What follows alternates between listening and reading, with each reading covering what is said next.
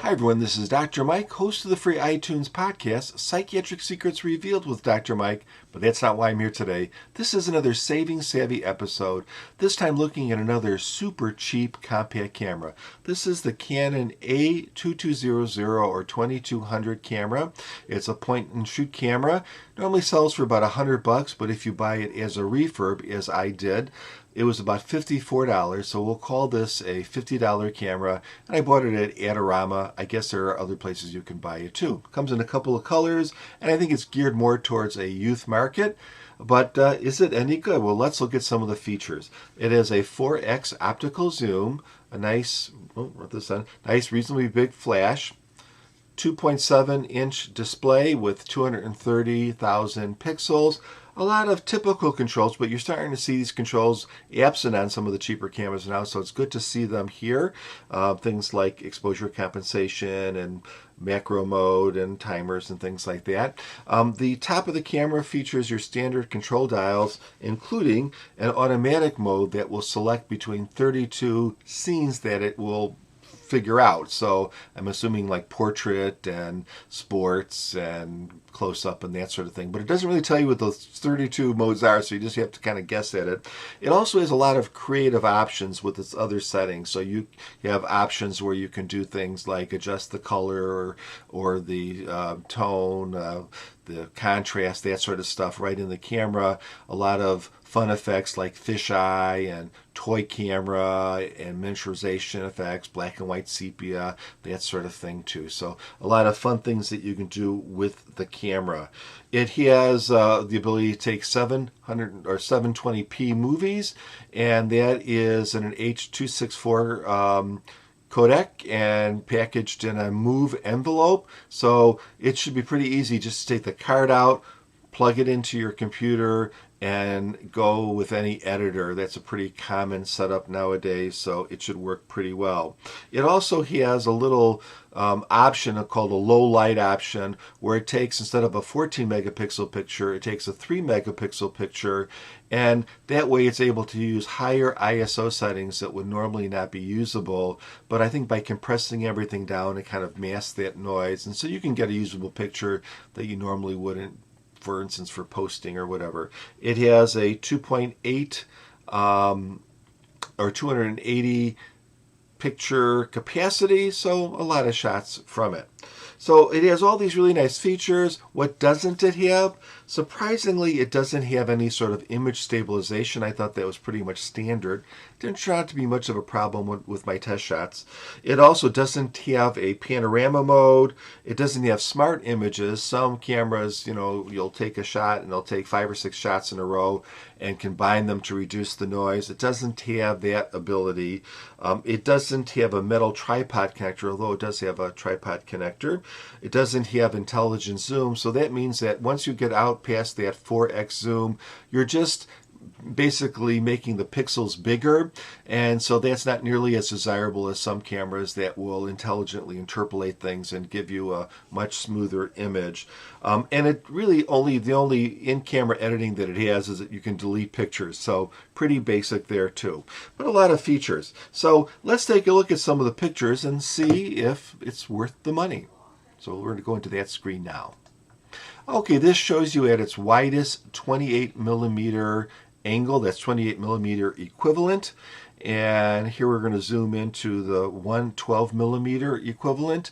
That's the 4x zoom. So it kind of gives you an idea of how much magnification you get. Here's just a close-up shot. It really has nice color and things come out pretty sharp and clear. In this particular shot, this was done with the flash of a pen. This is at an ISO 640.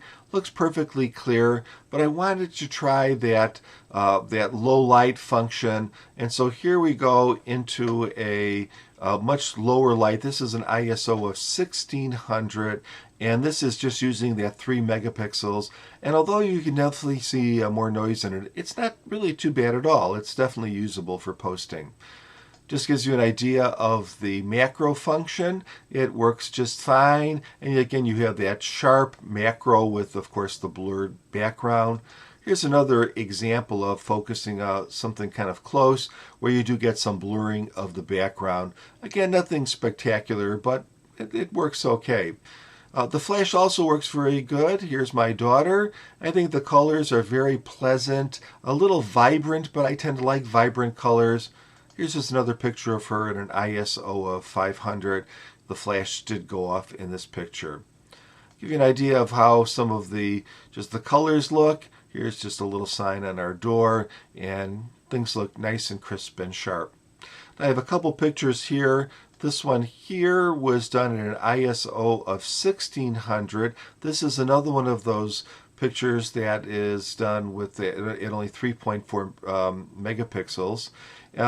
Again, if you zoomed up, you'd see that definitely it's kind of blotchy and stuff, but you could post that.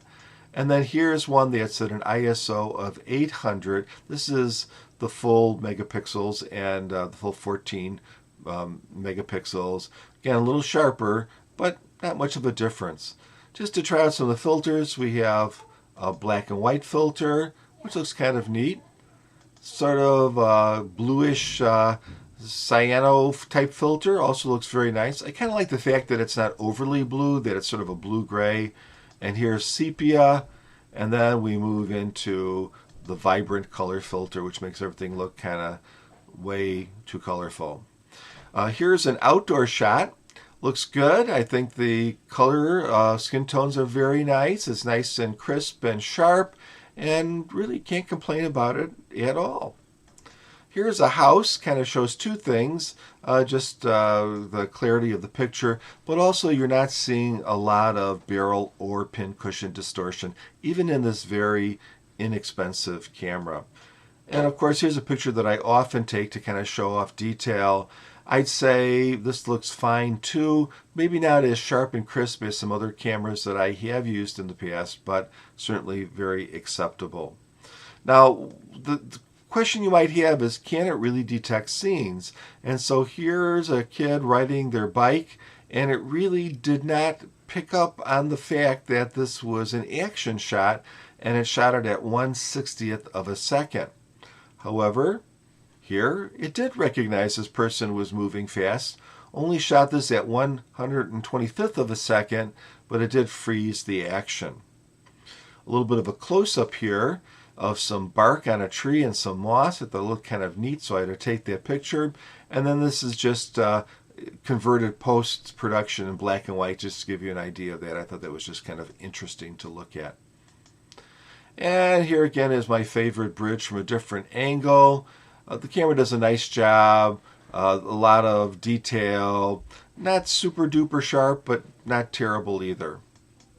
And more of a landscape mode. Here again, it does a fine job. The sky is a little blown out on this particular picture, but that's what you would expect with this type of sensor.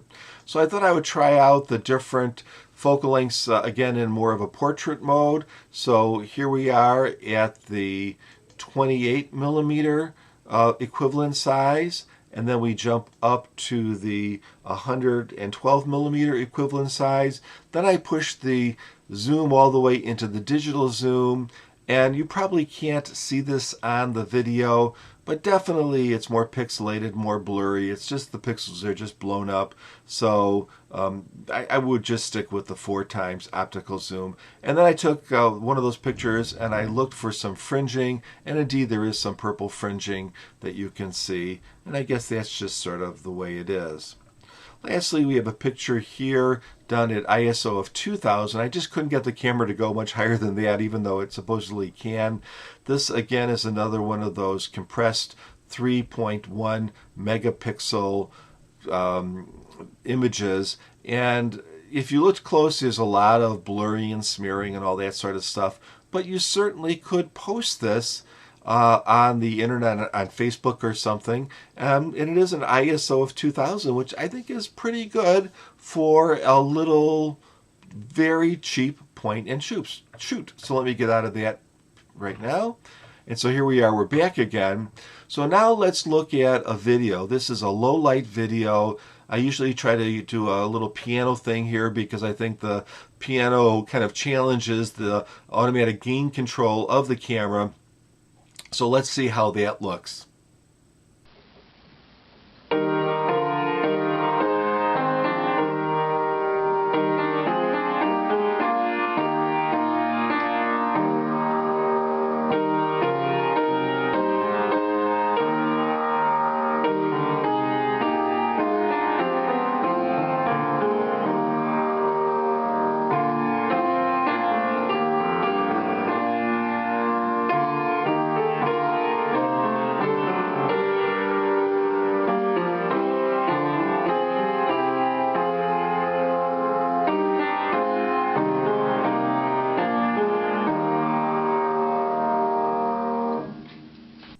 Well, in reality, it didn't look too bad.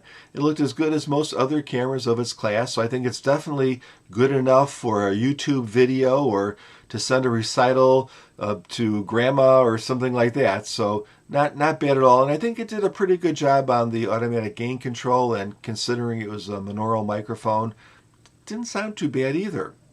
So what's the bottom line of this camera? Well, would you want this, or should you just use your cell phone? Overall, I'd say the image quality looked about as good as a cell phone on a good day. And what I mean by that, so I have an iPhone 5, and when my iPhone 5 takes a really good picture, I'd say that is the equivalent of this camera. With that said, it's a lot more adaptable because it can take pictures in many lighting conditions that my iPhone 5 just doesn't work very well.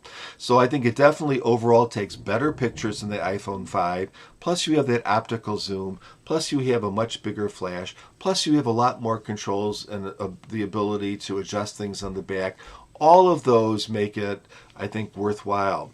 Don't forget too that when you're using this camera, you're not using up your phone's battery. And it's very light and very small. It doesn't really take up much space, so you can certainly use it in a situation like that. So would I recommend this camera? I think I would. It's also nice because you can give, let's say, your kids this camera to take to a party or just take it with you someplace, and you're talking about a $50 investment as opposed to an iPhone or a good Android phone, which is a lot more expensive. So definitely recommend it if you can get it at its refurb price. Honestly, it looks brand new. Have a nice day. If you get some time, please give my podcast a listen. It's called Psychiatric Secrets Revealed with Dr. Mike. You can find it on iTunes and other pod-catching sites, and have a fun time.